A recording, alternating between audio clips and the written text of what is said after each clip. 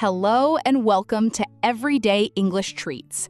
Today's word of the day is ethereal. Let's discover what this beautiful word means. Ethereal describes something so delicate, graceful, and beautiful that it seems almost otherworldly. It's often used to describe stunning scenery, music, or a person's appearance. Here's an example.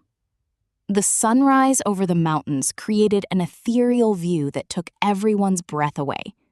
This means the scenery was so beautiful and delicate that it felt almost magical.